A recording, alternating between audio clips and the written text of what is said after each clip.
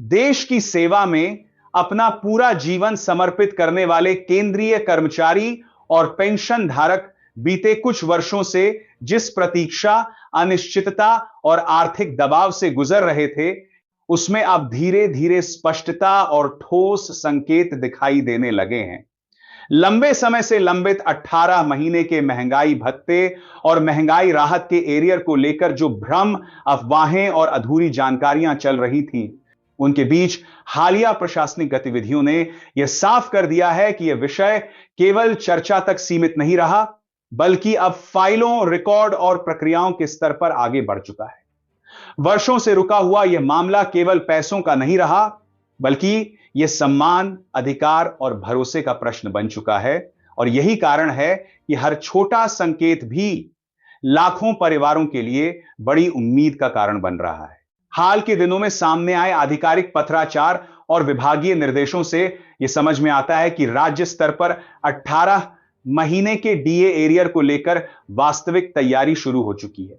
यह कोई सामान्य कागजी प्रक्रिया नहीं है, बल्कि उन पेंशनरों के रिकॉर्ड दोबारा मंगवाए जा रहे हैं जो पहले ही सेवा से निवृत्त हो चुके हैं। किसी भी प्रशासनिक व्यवस्था में जब सेवानिवृत्त कर्मचारियों की सर्विस बुक दोबारा तलब की जाती है, तो उसका अर्थ यही होता है कि भुगतान या निपटान की प्रक्रिया को अंतिम रूप देने की दिशा में कदम बढ़ाया जा रहा है। सर्विस बुक में भारत सरकार और राज्य सरकार के आदेशों की प्रतियां संलग्न कराने, रिकॉर्ड को अपडेट करने और पुनः विभाग को भेजने के निर्देश इस बात का संकेत हैं कि भुगतान की मंशा अब केवल सैद्धांतिक नहीं रही, बल्कि व्यावहारिक स्तर पर काम शुरू हो चुका है। यह समझना जरूरी है कि 18 महीने का डीए एरियर उस दौर से जुड़ा है जब महामारी के कारण देश की आर्थिक स्थिति असाधारण दबाव में थी। उस समय सरकारों ने अस्थायी तौर पर कुछ वित्तीय निर्णय लिए, जिनमें महंगाई भत्ता रोके जाने का फैसला भी शामिल था। उस वक्त इसे एक अस्थायी व्यवस्था बताया गया था, न कि स्थायी कटौती।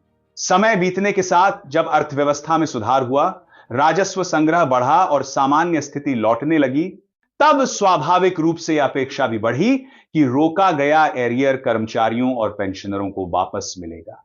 यही अपेक्षा धीरे धीरे मांग में बदली और अब वह मांग प्रशासनिक कार्रवाई में परिवर्तित होती दिखाई दे रही है। राज्य सरकारों द्वारा उठाए गए इन कदमों का प्रभाव केवल राज्य कर्मचारियों और पेंशनरों तक सीमित नहीं है, बल्कि इसका नैतिक और नीतिगत दबाव केंद्र सरकार पर भी पड़ता है। जब एक राज्य अपने संसाधनों और प्रशासनिक प्रक्रिया के भीतर रहते हुए यह तय कर सकता है कि पेंशनरों को उनका लंबित एरियर दिया जाना चाहिए, तो यह सवाल स्वाभाविक रूप से उठता है कि केंद्र स्तर पर समान वर्ग के कर्मचारियों और पेंशनरों के लिए यह निर्णय कब और कैसे लिया जाएगा।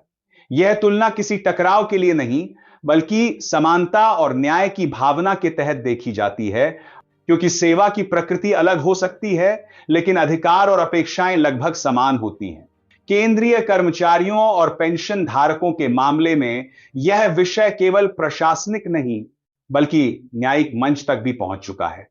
सुप्रीम कोर्ट में लंबित कार्यवाही और सरकार से मांगा गया जवाब यह दर्शाता है कि यह मुद्दा अब केवल नीतिगत विवेक पर निर्भर नहीं रहा, बल्कि संवैधानिक और कानूनी दृष्टिकोण से भी परखा जा रहा है।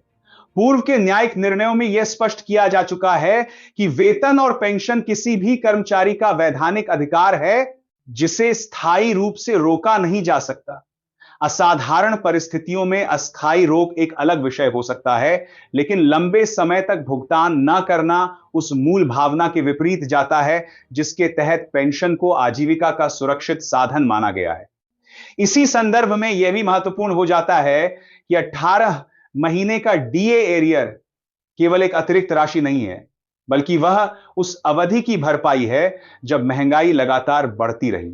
दवाइयों, भोजन, बिजली, ईंधन और दैनिक जरूरतों की लागत में जो वृद्धि हुई, उसका प्रभाव सबसे अधिक उन लोगों पर पड़ा जिनकी आय सीमित और स्थिर थी। पेंशन धारकों के लिए यह स्थिति और भी चुनौतीपूर्ण रही, क्योंकि उनकी आय का मुख्य स्रोत पेंशन ही होती है। ऐसे में एरियर का भुगतान केवल आर्थिक राहत नहीं, बल्कि उस मानसिक दबाव को भी कम करने वाला कदम होता है जो वर्षों से उनके साथ बना हुआ था। इन सभी घटनाक्रमों के बीच 8वें केंद्रीय वेतन आयोग को लेकर भी चर्चा तेज हो गई है। समय रेखा के अनुसार 1 जनवरी 2026 से नए वेतन आयोग के प्रभावी होने की अपेक्षा की जा रही थी, लेकिन आयोग के गठन, समिति की रिपोर्ट और उसके बाद होने वाली स्वीकृति की प्रक्रिया स्वाभाविक रूप से समय लेती है। यह प्रशासनिक वास्तविकता है, लेकिन इसका प्रभाव सीधा कर्मचारियों और पेंशनरों पर पड़ता है। वेतन आयोग में देरी का अर्थ केवल कागजी विलंब नहीं, बल्कि वास्तविक आय में ठहराव होता है, जबकि महंगाई लगातार आगे बढ़ती रहती है।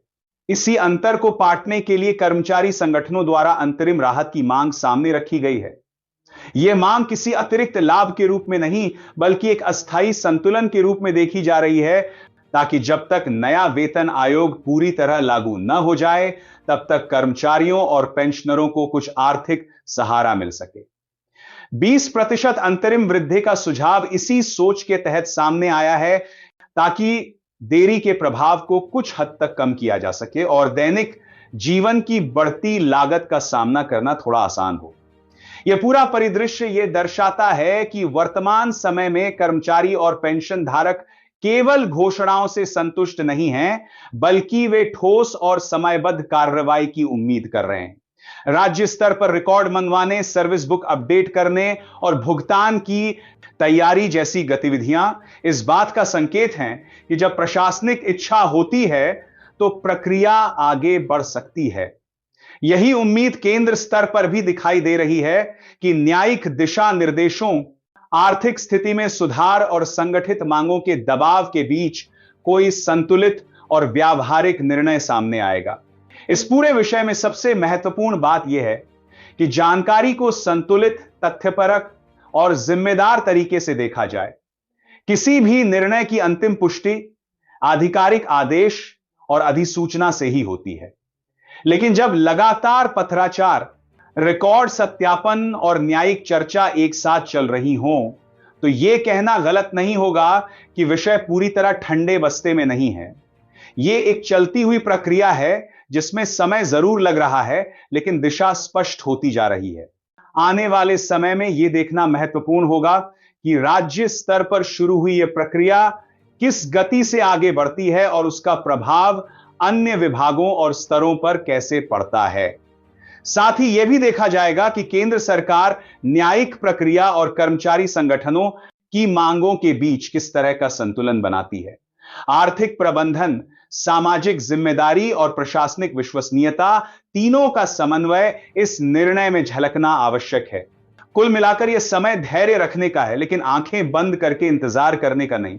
सूचनाओं को समझना, आधिकारिक अपडेट पर नजर रखना और प्रक्रिया की वास्तविकता को जानना जरूरी है। 18 महीने के डीए एरियर से लेकर 8वें वेतन आयोग और अंतरिम राहत तक, ये सभी विषय आपस में जुड़े हुए हैं और एक व्यापक आर्थिक प्रशासनिक तस्वीर का हिस्सा हैं।